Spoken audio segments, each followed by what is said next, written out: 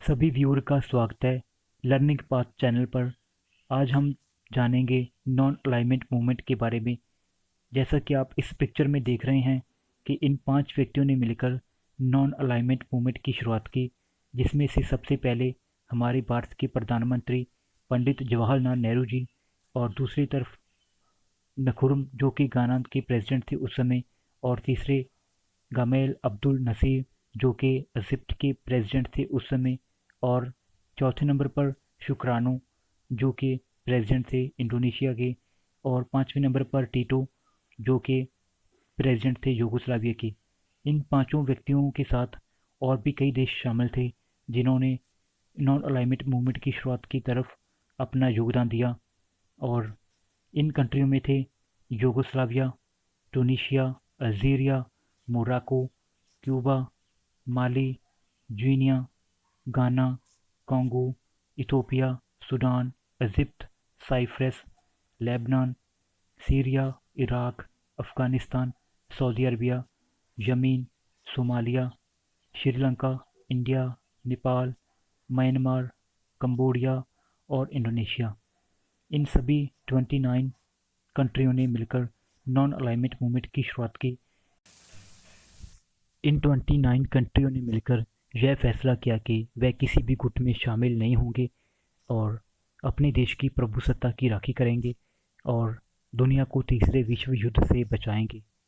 इसके अलावा आज यह दुनिया की दूसरी सबसे बड़ी शक्ति बनकर उभरी है, जिसमें से 120 मेंबर कंट्री इसमें शामिल है। दुनिया दुनिया के 2/3 मेंबर इस नेम के जाने की नॉन अलाइनमेंट मूवमेंट के मेंबर देश हैं, जिनमें से 17 मेंबर ऑब्जर्वर कंट्री के रूप में काम कर रहे हैं। और दुनिया की 10 सबसे बड़ी इंटरनेशनल ऑर्गेनाइजेशन नेम के साथ मिलकर काम कर रही हैं। और इसके अलावा इस मैप में आपको दिखाया गया कि इसके मेंबर कंट्री और ऑब्जर्वर कंट्री के बारे में। इस मैप को आप एक बार देख लें। और अगर हम feature of non alignment movement के बारे में, तो नॉन अलाइनमेंट मूवमेंट के मेंबर नहीं चाहते थे कि वो किसी भी पावर ब्लॉक का हिस्सा बने, चाहे वो यूएसए का हो, चाहे वो सोवियत यूनियन यानी कि यूएसएसआर। और इसके साथ नेम के मेंबर चाहते थे कि वो किसी भी मिलिट्री अलाइंस का हिस्सा नहीं बनेंगे, वो चाहे नाटो, सीटो और वार्सा पैक्ट क्यों ना हो। नाटो और सीटो ये यूएसए के मिलिट्री अलाइंस थे और वार्सा पैक्ट यूएसएसआर का। और इसके साथ नेम के मेंबर चाहते थे कि उनको भी इंटरनेशनल अफेयर में इंडिपेंडेंट डिसीजन लेने के लिए मौका मिले। और वो चाहते थे कि इंटरनेशनल प्रॉब्लम और पॉलिटिक्स से दूर रहे, जो कि उनकी प्रभुसत्ता के लिए हानिकारक होगा।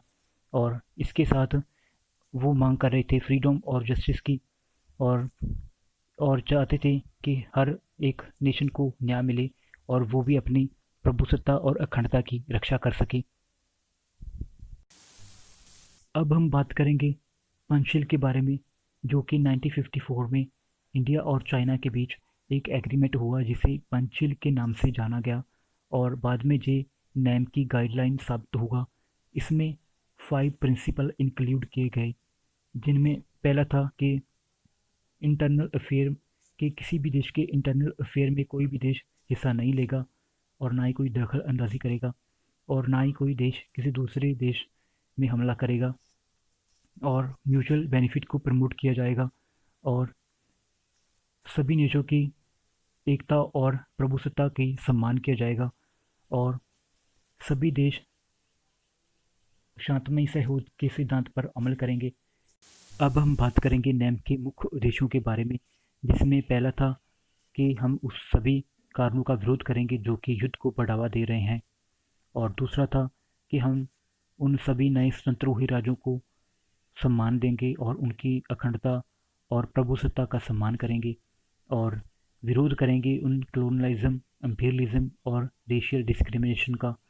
और इसके साथ ही अंतर्राष्ट्रीय सहयोग को बढ़ावा दिया जाएगा, और इसके साथ ही अंतर्राष्ट्रीय झगड़ों को शांति के साथ सुलझाया जाएगा, और मिलिट्री अलाइंस और न्यूक्लियर वेपन्स का विरोध किया गया।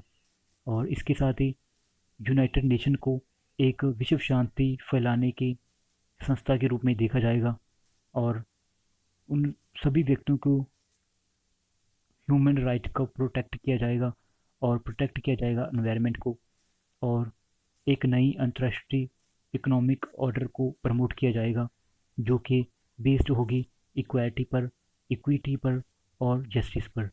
और आज का हमारा लेक्चर ये ख़त्म हो रहा है और आगे हम फिर एक नए लेक्चर के साथ हाजिर होंगे। तब तक के लिए धन्यवाद।